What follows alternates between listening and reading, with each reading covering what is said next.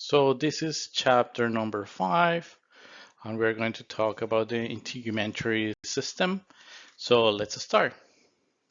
So as usually, I wanted to show you the type of animations that your textbook give you to study, because as I've said multiple times, these courses have many names, and sometimes it's easy to study using schematics.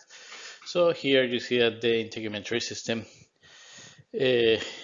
We are going to talk about skin, we're going to talk about hair, and we're going to talk about nails, yeah? And again, your textbook, if you go there, it show you where is the skin. That is pretty easy. But later, if you click there, they can show you all the different components, and it will make you easier to study. And we're going to go through all of these ones to talk about what is the dermis, the epidermis, all those things. In the second section, we're going to talk about the hair, and here you can see all the different components of the hair. You will study these things also in the lab. And finally, the last component will be the nails. And here you can see all the different components that you have here and how the dermis and epidermis change and how nails are formed. Okay, so I think this is a good introduction, and hopefully you can find it useful. Okay, so in this first section, I'm going to give you a little bit of an introduction of integumentary system. Yeah, so there will be multiple functions, yeah, that we will talk about it. But here we're going to talk a little bit more in detail about homeostasis, that is the balance.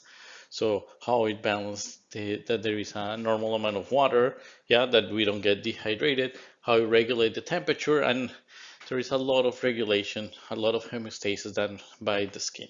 And again, in your textbook, they will cover that in much more detail. Um, Later, I will give you a very broad view of what is the structure of an epithelia, talking about the epidermis and the dermis in particular, and there will be other structures, yeah? So hopefully at the end of the class, uh, you will see the different components and you will be able to identify these structures, yeah?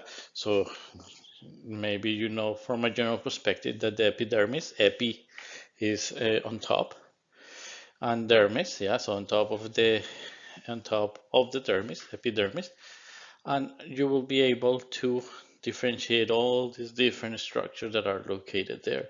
Yeah, and in the lab, although here I'm going to show you, and in your textbook you will find um, a lot of pictures, yeah, that it will help you to identify. Later, you will be able to identify it more with real tissue, what this integumentary system. Okay, so let's start. So let's start with the introduction and the function of the system. Okay, so to start, I'm going to tell you that the integumentary system, yeah, has 5 components.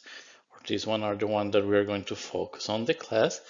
And so the first one is the skin, yeah, and in the skin, that is, as I said before, the largest organ, we have hair, yeah, so hair, and you can see the hair here, yeah. That is, and we will talk about the sizes of different hairs, where they are located. We're later going to talk about nails, and here I already show you a picture of a nail, and before all the different components. We're going to talk about that in more detail in the class. We also have oil and sweat glands. So there are different glands like sebaceous gland that produce oil and sweat glands. So here you can see structure like here. And finally, we have sensory receptors. We have many mechanosensory receptors, and here you can see them. For example, here you can see one. And we will talk about that in the class. Don't worry if you cannot see it in this schematic. The idea is that it's located here, and we will talk about that. So remember from this slide, the integumentary system is not only the skin. Yeah, remember there are other components that are inside of the skin. Okay, so now let me tell you about the functions of the integumentary system. So we're going to talk about 4 main functions, although there are more, and in your textbook you can read more. The first one is that it allows us to regulate body temperature, yeah, And how it does it? Because you remember that we're full of blood vessels in every part of our body. We have a lot of blood vessels, and they are in the dermis, yeah. And so to bring the food to the epidermis, and depending on the temperature, they can enlarge. So in addition to bring the nutrients, they can enlarge when it's hot and release heat, or if it's cold, they constrict, and in that way they retain the heat. Okay, so first function, the skin allows us to regulate the temperature of our body by controlling the amount of heat release in our blood vessels. The second that maybe you have heard before, and if not, if you're interested in understanding all the mechanisms in developmental biology, we'll talk about more about this. But the skin is very important because it allows to convert the inactive vitamin D into its active form. In other words, the sunshine is very important uh, to produce this reaction, this chemical reaction, in the same way that when we have photosynthesis, we need light, yeah, sunlight to break the water into hydrogen and oxygen. Here we need uh, to produce another chemical reaction that it doesn't make, it's not the idea to give you all the chemistry, but the idea is that it turn the inactive vitamin D into an active. Okay, so first function, temperature, control of temperature. Second function, that it allows us to convert the inactive vitamin D into an active form. The third function is that it allows us to provide sensory information. So we have small hairs when it get cold or when we get nervous, they change. When it's warm, we sweat. So to that allow us to also regulate the temperature. So the body, the skin play an important role to tell us what is happening in our environment. And finally, and this is something that in your textbook is talk in much more detail, is that it helps us to maintain the homeostasis in a number of ways, and I'm going to show you four examples. So you will find this schematic, this diagram, very pretty of all how the skin can help to regulate the homeostasis in the skeleton, in the muscular, in the nervous system, and in all of this one. And you can give it a read when you're in the textbook. Okay, so I'm going to show you very general how the skin allows to maintain the homeostasis. So here you have two schematics, one with normal skin and here with damaged skin. So in the normal skin, when you have allergens, if you see the arrow shows that they cannot get in because the skin works as a barrier. The same thing happened with viruses. They form a barrier and also with bacteria. However, when you have a damaged skin, they can go inside of the body and they can infect or they can create a damage. Yeah, another thing that the skin is very important is because it allows us to regulate the moisture, yeah, the water. So in a normal skin, if you see the barrier were allowed the skin to remain, the moisture to remain in the body, you don't get dehydrated as fast, and uh, in a damaged skin, the opposite happen, and you start losing more water. Okay, so I told you two things. I told you that the skin provides a barrier to protect all the internal organs from damaging agents in the external virus, like allergens and viruses. And in addition to that, in previous slide, I showed you that it also helps us to maintain homeostasis because sweat glands and spleen and blood vessels allow us to regulate body temperature that are needed for the proper function of our body. Now let's go and talk about more in detail in specific systems, how the skin can help us to maintain the homeostasis in different systems.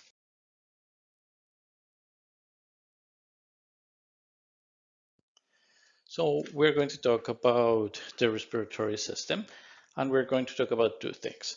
And I know that you have noticed that when the air is very polluted, uh, the hairs that of your nose are filtering the dust, and that is very important. This is why you have all this hair there, and they can help you to regulate the quality of the air to remove some of the particles, and in this way to maintain the homeostasis of the respiratory system. Yeah, so we talk about the first one. The second one, yeah, that they talk about there. I don't know if you have hit yourself, you're running and your tiny toe hit something and it's very painful and you start breathing differently. Why? Because there are pain nerve endings in your skin and those one can alter the rate of your breathing. Okay, so two examples, and there are more examples. So for example, we can talk about the digestive system, and in the digestive system, I already told you the skin is very important because it helps us to make the vitamin transform the vitamin D from inactive to active. Okay, and why this is important for the digestive system? Because these promote the absorption of calcium and phosphorus in the small intestine. Okay, so two examples of how the skin can help other other systems to have the proper homeostasis. Okay, so now we're going to talk about the different layers of the skin, and there are two main different layers. Yeah, the first one is the epidermis, that is the one that is located uh, outside, yeah, and or on top of the dermis. Epi, remember, is on top, and the second one that is the larger one that is the dermis that have all these blood vessels, yeah, and have the hairs and also many mechanoreceptors. Finally, in addition to these two layers, yeah, we have sections or below the skin, you have different tissues. So here you have this subcutaneous tissue or hypodermis, so epi on top and hypo below. So here you have the adipose tissue, yeah, you have the connective tissue, all those things that are there. And finally, you have also the muscles here. Okay, so in this slide, I told you there are two main layers. Remember, the most superficial layer is the epidermis. Later, I told you that inside of that, below that one, you have the dermis. And you also have the hypodermis, that is the subcutaneous layer that is deeper to the dermis, and but this is not a layer of the skin, and is composed of the areolar and adipose tissue. Okay, so we finished with the functions of the integumentary system, and again, if you read the textbook, you will see that there is much more details in terms of the homeostasis. Now we're going to move into the structure of the epidermis and the dermis. So I'm a big fan of your textbook. So here you have all the functions, for example, and they can also show you that here you can find the epidermis and it can help you to differentiate it. And you said, Nicola, this is too easy, but later when you see the dermis and all these parts, it will be good idea to look at the textbook to study. So here you can see they highlight the dermis that you can see here. And again, super helpful to see all these different structures in the textbook. And finally, here you have the hypodermis that is also highlighted in your textbook. Okay, so let's do this. If you want, you can stop the video and try to just list the different names that are in this schematic. I don't think that you will be able to especially list this one, but we're going to try to discuss it. Okay, so you can stop the video if you want. Okay, so if you stop it, if not, if you want to continue, I just remind you that here is the epidermis, pretty easy, the layer outside. Here is the dermis, and in the few following slides, I will show you that you can divide it in papillary. These are all these structures, all these ridges, and here the reticular, that is all this large portion. We already talked about that this is the subcutaneous, and here are the blood vessels. In addition to that, I'm sure that you know that you didn't know here there were three nerve endings, so we will talk about that. Here you have the papillary vascular plexus, and here you have the hair shaft. And in the following slides, we will go through all these different names and try to explain it in more detail. And also you have your textbook to talk about that.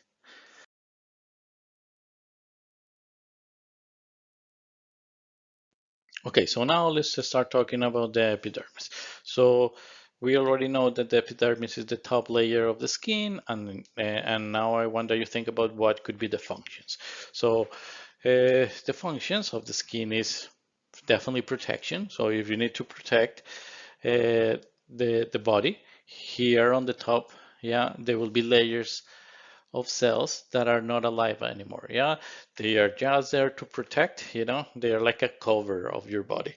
And they have a specific proteins. One of them is keratin that allow that is very resistant. In addition to that, it also can work as an insulator. Yeah, so you don't lose water. And in addition to that, we will talk about uh, the importance of the epidermis to produce new skin, and you will find that the many of the pigments that produce the skin color are related to this tissue. So remember, first thing that I told you is that the functions of the epidermis is protecting your body from the outside, and we will talk about keratin in the following slides. They also are trying to keep you hydrated, and also they are involved in the production of new skin, and they have all the pigments that determine the skin colors. Now we're going to talk about the four major type of cells in your epidermis. The keratinocytes, so I want that you tell me what is the function of the keratinocytes. The melanocytes, what is the function of the melanocytes. Now this very weird name, yeah, but maybe you have here macrophages. So this can give you a clue what is the function. And finally, these Merkel cells. Okay, so stop the video and try to write what do you think that are the function of these four type of cells. Okay, so to understand the first type of cell, you don't even need to read or know how to pronounce this. The first thing that you need to know is that here it says site, and as we have talked before, site means cell. Yeah, so cell. And here the other component is keratino, that come from keratin, that is a protein, a fibrous protein that is found in different vertebrates, in nails, in the hair, and also in the skin, and give all these amazing properties. It's a protein that is fibrous that give all these properties as a barrier to the cells, to the epidermis. So just to remind you, the keratinocytes are cells that are responsible protecting from the microbial invasion, shielding against the UV exposure, and maintaining the adequate skin hydration. And they do it by secreting keratin.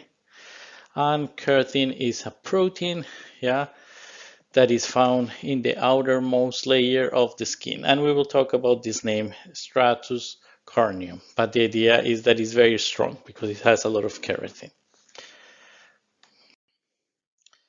Okay, so to finish this idea of the keratin, I just wanted to remind you that it's found in humans in nails and hair, but it's a great invention and it didn't appear in humans. It appeared in vertebrates a long time ago, so it can be found in birds in feathers, in mammals in hooves and different horns and animal wool. So it's a great protein that have many functions. It's a fibrous protein and is the most abundant structural protein found in epithelial cells. Okay, so now I'm going to talk about the second type. So here again, if we divide this um, name here, this means cell, And the first one means melano, that is melanin, and it's an important pigment that you have here to talk about a lot. That is important in the skin pigmentation in humans, and here you can find a granule, so all the melanin accumulate in this and is producing melanosomes that are vesicles. And we are not going to talk a lot in this slide, but at the end of the class we will talk about more about melanin and about some diseases that affect the melanin production. So just to remind you, the second type of cells are called melanocytes, highly differentiated cells that produce this pigment inside of melanosomes. And melanocytes are important because they have an important role in the skin pigmentation. And finally, they have an ability, uh, the ability of distribute melanin has been studied in a lot of detail. And this is what I'm going to show you at the end of the class, all these very interesting diseases that produce a damage in this mechanism. Okay, the third type of cell that we can find in the epidermis is an immune cell. And I'm going to show you, this diagram just show a schematic of how immune cells differentiate. So they go from the bone marrow to the blood, and they can differentiate into different type of cells. And why I show you this? Because this is the Langerhans cells that in many of the articles and textbooks, they are described just as LC, that is easier. It's a tissue resident macrophage of the skin. In other words, it's an immune cell that is in charge of the immune response. Yeah, it's found as it's found in the top part of the skin. Yeah, is the first in initiate the response. And in the beginning, they thought that it was a dendritic cell. Yeah, resin of a dendritic cell. Now we have changed a little bit, but this is not very important. Important is that you remember is that it's an immune cell. Okay, that is in charge of the immune response. So to finish, I just to remind you that these type of cells, the LC, act as the outermost guard, and they are in charge of the immune response. So they are the first one that induce the first reaction against pathogens. And in addition to that, although they are located in all the layers of the epidermis, they are most prominent in this one, the stratum spinosum. Okay, and don't worry about the name right now. You will see it later. We are going to go through all the stratus that we are talking about. And stratus is just a different layers of the epidermis. Yeah, that they are subdivisions of layers. So now we're going to finally talk about these purple cells that are called Merkel cells, that are specialized cells that are located in the skin, and that they form, there are mechanoreceptors that they are encoding a light touch stimulate. So it's not a surprise, as they are mechanoreceptor, that they are close to a neuron. So when they receive a signal, they transmit that signal that it will go into the nervous system through synapses. Um, in addition to that, Merkel cells are abundant in highly sensitive skin like the fingertips in humans. And to summarize all this information, I just told you that the last cell that we have here is a tactile epithelial cells, that they are Merkel cells that are mechanoreceptors, and that they are abundant in highly sensitive skin like the fingertips in humans, and make synaptic contacts with somatosensory afferent nerves fibers. And this um, last section, these afferent nerve fibers, we will talk about that at the end of the semester when we talk about the nervous system. So don't worry about that. Okay, so now here to just to finish this section, here are most of them are cells. So one is a part of a cell. This is another cell. Here you have another cell that have a lot of keratin. Here, look what happened. What do you think that are those cells?